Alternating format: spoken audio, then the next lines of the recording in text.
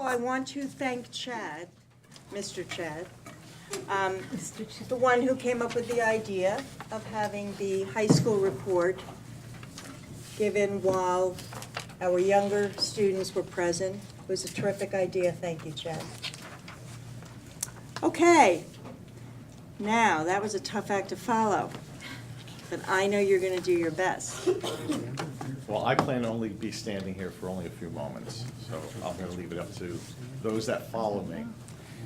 Good evening, everyone. As we've been doing at each board meeting, we've been discussing segments of next year's budget, and tonight we have three discussion points. First will be information technology, followed by pupil transportation, and then facilities management. Before we begin, one of the things that I've been trying to do is provide you with updates on enrollment. So where do we stand with our enrollment, particularly focused on grades kindergarten through 5th grade? And we have now grown to 3,648 students as of today. That is growth of about 7 students. I believe it was 7 students since last week.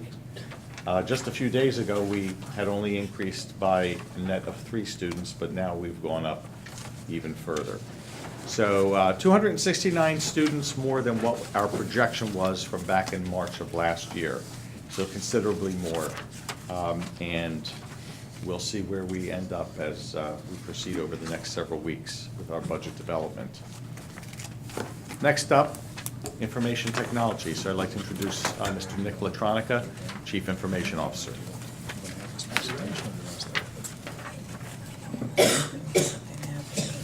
Good evening, everyone, and thank you very much for putting me right after those acts. First of all, I'd like to thank the board for all of your support, especially the members of my board technology committee meeting. It makes my job a lot easier to have a board that's supportive, understands the importance of innovative technology in the classrooms, and also understands the importance of backing and investing that technology in our infrastructure. There's a lot of behind-the-scenes work and expenses involved in having a functional IT department, as well as one that is secure and protects the data and security of our faculty and students.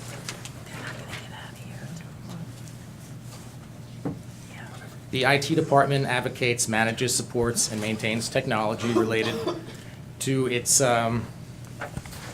maintains technology and its related infrastructure across all spectrums of the district. To give you kind of a bird's eye snapshot of the district technology that me and my team support, we have approximately 3,000 PCs and Macintoshes, a little over 6,400 mobile devices. This includes laptops, Chromebooks, iPads, and all of these systems can be remotely managed. We can push out updates, software, things like that. We have 760 wireless access points. This gives us end-to-end coverage in all of our district buildings. Some rooms, such as the Jam Pack, the high school cafeteria, can support close to 500 wireless devices at a single time. On any given day, an average school day, we have between 5,000 to 6,000 wireless connections at the same time. We have, and this is where I start to get a little geeky, I apologize. We have 53 physical file servers and a little over 100 virtual file servers. We have 2 complete data centers with full redundancy for all of our major systems. If we had a complete failure at our main data center through the use of cloud-based technologies, all of our main communication systems would still be fully operational. And by using virtualization of servers and cloud-based backups, we are prepared to have all major district systems switched over to our backup data center in less than 1 day. Almost all of our instructional systems and services can be accessed by faculty and students from anywhere with an internet connection. So once again, I apologize for getting a little geeky. I get kind of proud of the work that me and my team get to do. We follow the philosophy of leading edge, not bleeding edge. And what I mean by that is we don't necessarily jump in feet first to some brand new technology, no matter how promising it might sound. We take the time and resources to do things right while still allowing our innovative faculty the ability to try out new technologies that will advance our abilities in the classroom. Hopefully this kind of gives you an idea of some of the results of the IT budget. And now I want to go into some examples of specifically what our budget supports. The IT-based budget supports technology in all operational areas, such as software, services, and licensing. for instruction, things like discovery education, Turnitin, Brain Pop, career and college readiness, special education services, curriculum and lesson planning, and our teacher evaluation systems. It also supports our student information system, our transportation system, our financial and human resource systems, and our overall network and computer management systems, our Microsoft EES. It covers our dedicated internet services. Currently, we are maxing out at 1 gigabyte a second throughout the district, and next year we'll be doubling that to 2 gigabytes per second. This is a visual representation that summarizes the totals of the categories that I just explained. You can kind of see the breakdown. Does anybody have any questions? Okay. Very good. I tried to keep that short and painless. Once again, I'd like to thank the board, as well as Dr. Valesky, for allowing me and team to do what we love to do. It's truly my honor to lead such an amazing team and oversee the district technology. If you wouldn't mind just talking for a minute about, you know, a lot of people, when they think of technology for the district, they think about what's in the classroom, right? What are the teachers and the students use?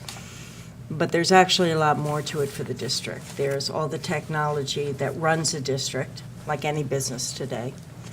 And there's also the infrastructure, which is not the real glamorous part. But if you wouldn't mind just speaking for a minute, just to, for any new board members, but also for anyone watching at home, that it's more than just the technology in the classroom. Yeah, absolutely. As President Becker said, the infrastructure is a huge part of what we do. In past years, some of our infrastructure has been lacking, and that's something that our team has really been focused on. Our senior network manager, Joe Nesci, has put a lot into our wireless network system to make it a lot more stable. We are lucky enough as a district to have private fiber optic cable that runs between all of our buildings and connects all of our data closets throughout the district. So right now, we're actually increasing all of those connections between all of the closets to be able to increase the capacity of our wireless system to allow for student, you know, one-to-one devices, BYOD devices, things like that.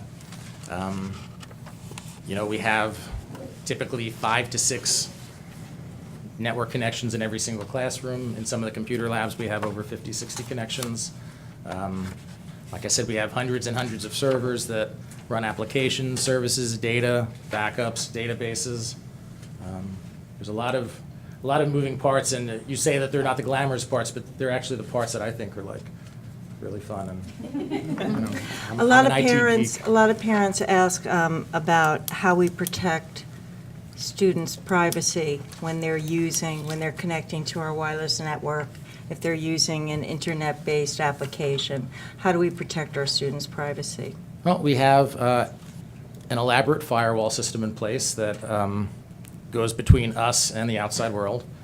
And we also have, you know, all of our wireless is encrypted, so you can't really go out there and just pull data that's being transmitted. For our systems here, whether you're on a district device or your own personal device, it uses something called 802.1x authentication. So you have to use your network login and password to gain access to the wireless network. If you don't use that and you use the visitor network, you're on a totally different network.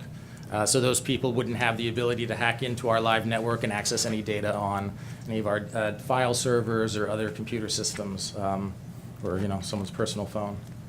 So we take a lot of steps to kind of really secure that.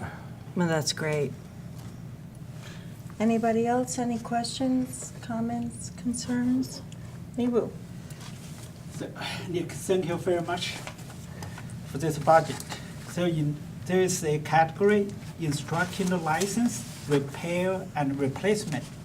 So would you please elaborate how you use this money to keep East Brunswick at leading edge? Apparently this is very small amount of money, only $248,000. Can you give us more detail? Yeah, so that's the general fund that goes into, you know, our base budget, and most of that is used to repair computer systems. We also have a refresh cycle that's somewhat different from that budget. But when we talk about replacing and adding technology, we don't necessarily replace one-to-one. We kind of look at what the needs are in the schools, what devices curriculum needs to be able to go forth with their instruction. And, we work to make sure that we make the best decisions possible as far as whether we're getting desktop computers, Chromebooks, laptops. Did that answer? Yep. Anyone else? Thank you so much. Thank you very much. Greatly Thank you. appreciate it. And of course, if anybody has any questions after they've had time to think about Nick's presentation and the report, feel free to reach out or to Bernie or Victor. Thank you. Thank you very much.